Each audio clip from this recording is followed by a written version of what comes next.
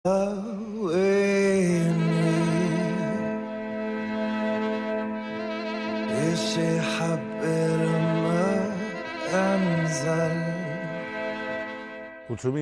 cocaïna vaig començar l'any 1982.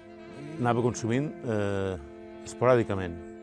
El meu consum va començar als 15 anys, se va disparar fa un any, va arribar a Nadal, vaig fer el dinar d'empresa, vaig beure molt d'alcohol, vaig consumir coca i a partir d'aquí ja vaig veure que més se n'anava de les mans, que jo tenia un problema i gros.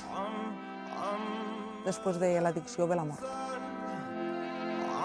Te vas abandonant, te vas deixant, canvies els hàbits.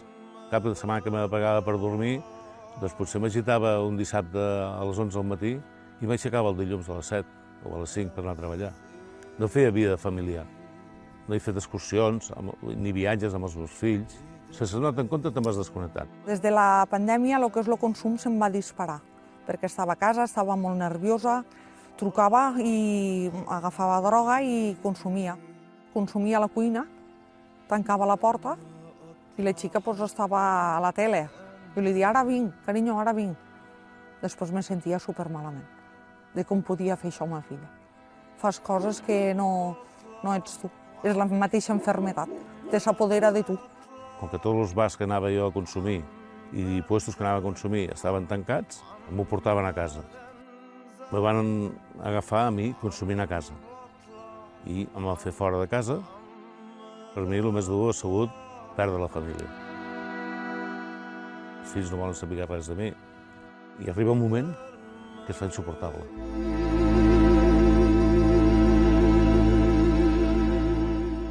Pel tema econòmic, pel tema familiar.